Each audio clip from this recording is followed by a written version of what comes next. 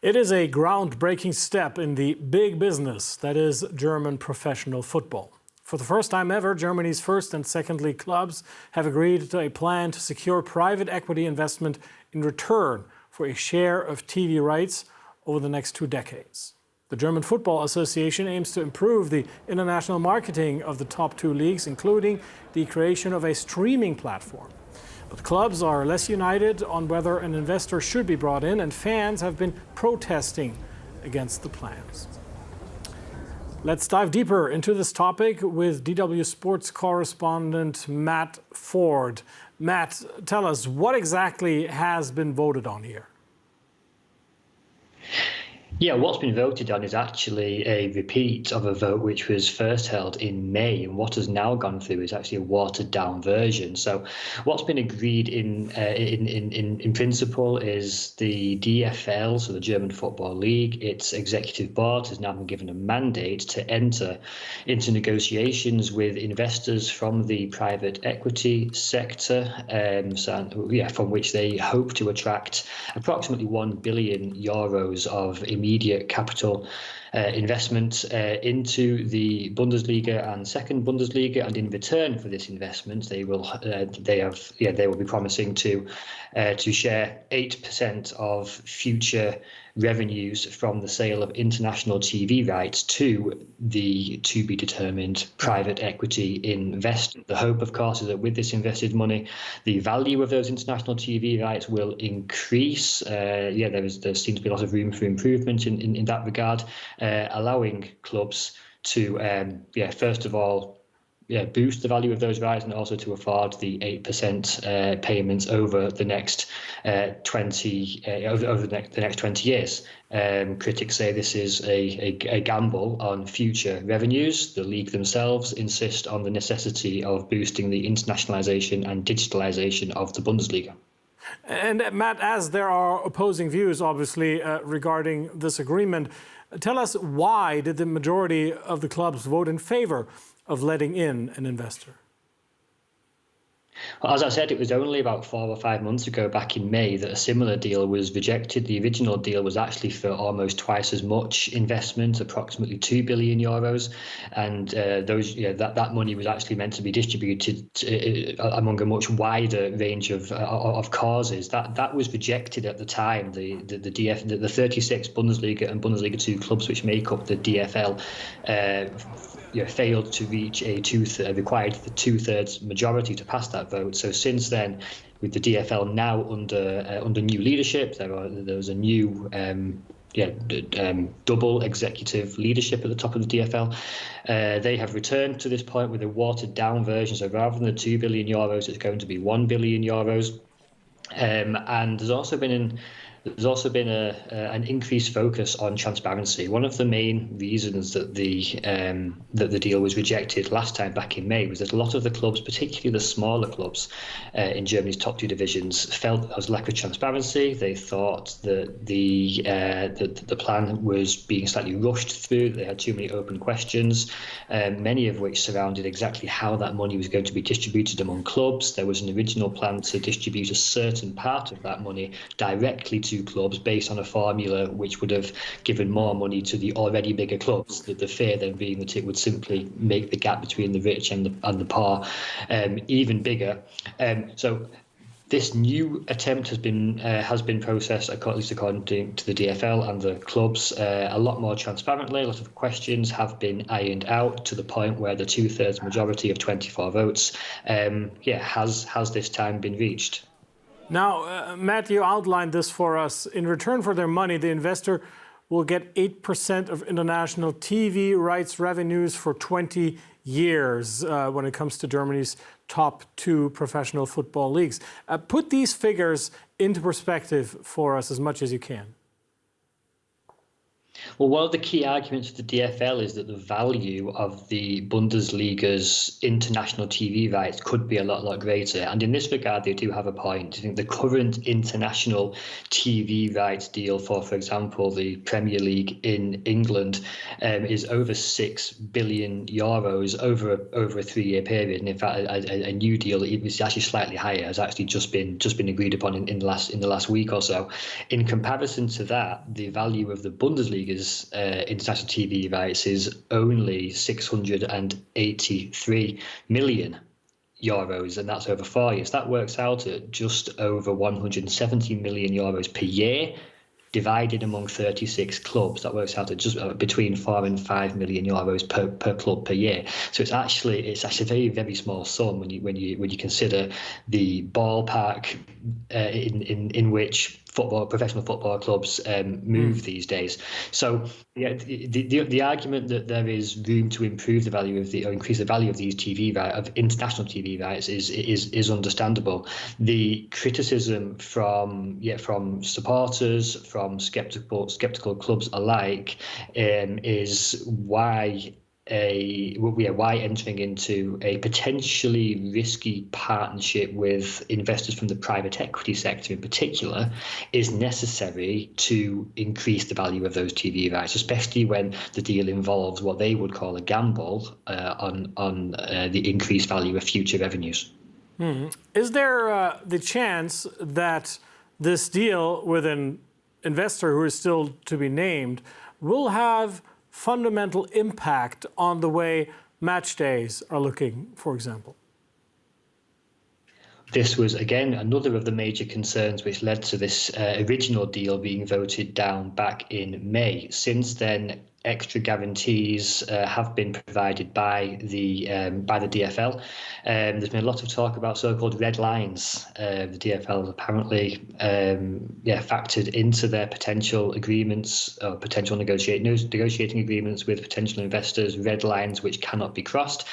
The potential investor will only have a minority stake in a yet to be founded new media rights subsidiary, so they won't be rights in the DFL itself. They'll just be in a TV media rights distribution subsidiary, and among those red lines are that the investor will not have any say at all on issues which affect the sporting format of the Bundesliga. So any say they have will be limited to economic and financial questions. Sporting questions such as the format of the Bundesliga, the stretching out of the match days of different kickoff times, stretched across Friday, Saturday and Sunday, kickoff times potentially being moved to different times of the day which are potentially more favourable to international TV audiences but are not particularly favourable to the actual match-going supporters in the stadiums. And even going as far as potential future developments, such as the taking place of competitive Bundesliga games abroad. We've already seen in other European countries the carrying out of Super Cup events, so sort of like glorified pre-season friendlies between cup winners and league winners abroad. We've already seen that in France and Italy. That's another red line which has been put in place here in Germany, that will not be the case. It seems to have been just about enough to get this 2/3 majority over the line. However, the fact, at least the fear remains that should the value of the international TV rights not increase as the DFL hopes, and the clubs find themselves in a potential position where they cannot afford the 8% payments to the private equity investor over the next 20 years, what will that investor then actually demand? They may theoretically have no say on the structuring of match days and the effect on the actual format of the competition. However, money talks, and the fear is that what sort of influence will they then de facto be able to bring? So it is a bet on the future. Matt, tell us, who's going to cough up the money? Any idea who the investor will be?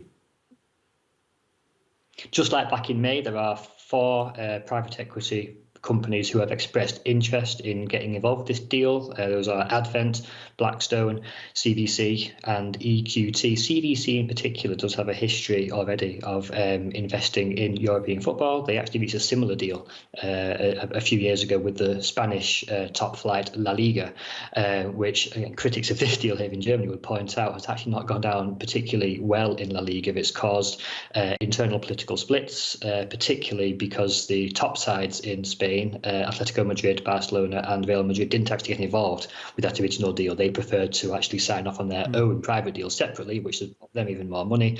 So that's not gone down entirely well in Spain, which is one of the critical points which critics here in Germany see of a potential private equity engagement here as well. Football is big business around the world. That's also the case in Germany, obviously. What do fans think? Why is outside money, cash from investors for that matter, such a hot button issue for many of them here in Germany? The issue of investor money and external investment and influence on German football is seen as very much a red flag to German football fans. Unlike in, for example, England and the Premier League, German football clubs have historically always been run along relatively democratic lines. German football clubs are genuinely clubs in the true sense of the word. They are democratically run and member-controlled associations. Many of those clubs admittedly do have separate football divisions. They've spun off their professional footballing operations into private companies, which act just as any private company would, Borussia Dortmund, or even listed on the German Stock Exchange.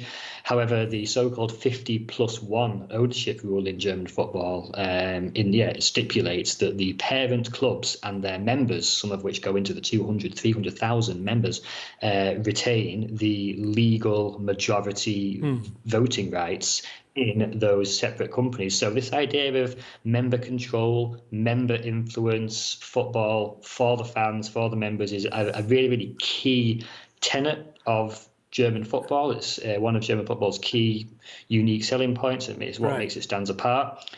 Then it's ultimately what goes a long way to explaining the massive amounts of supporter engagement, the vibrant fan culture, the spectacular choreographies and atmospheres that we see on match days in Germany, the relatively affordable stadium tickets compared to the Premier League. All that can be traced back to this idea of member control, and that is what fans fear could be at risk if external investors who are only interested in profits end up having too much influence. That's the fear.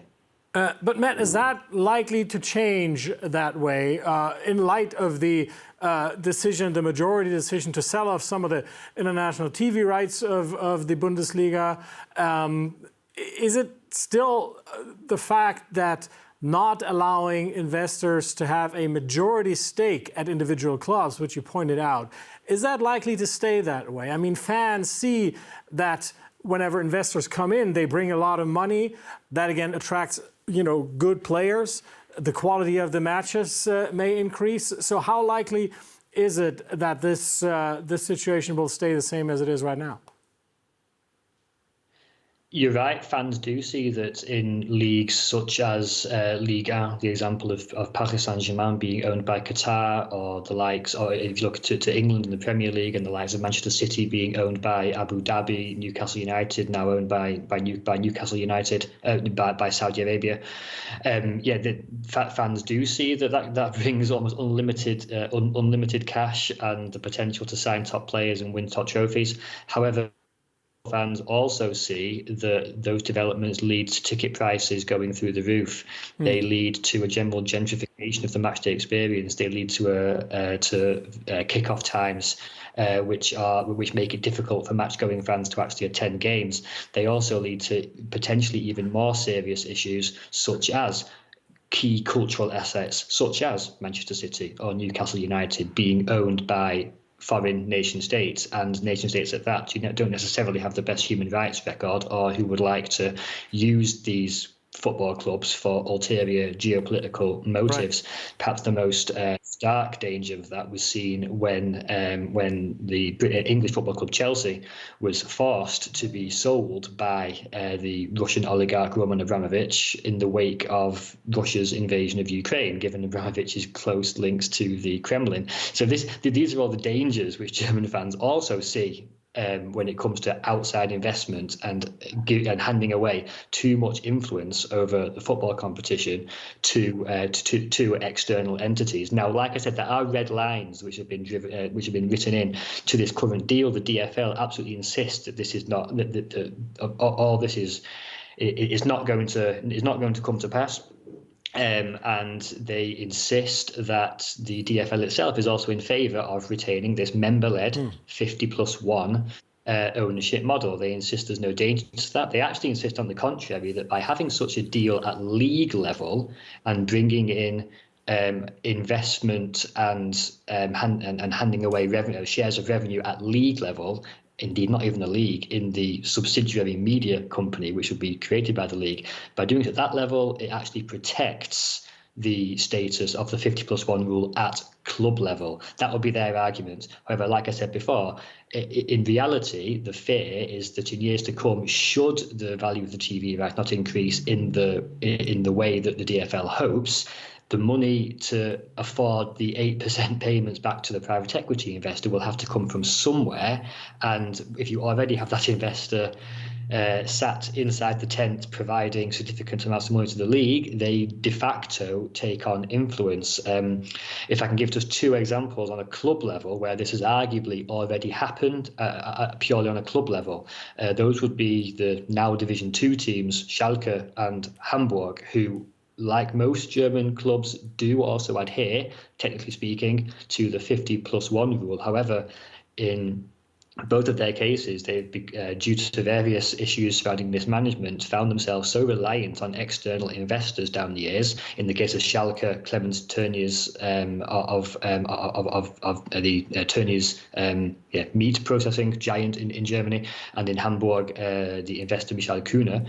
De facto, these investors have had all the say, regardless of member control or not, because they hold the purse strings, and that is the fear that could then potentially happen at league level. A fascinating look into German football. DW Sports correspondent Matt Ford, thank you for your insights.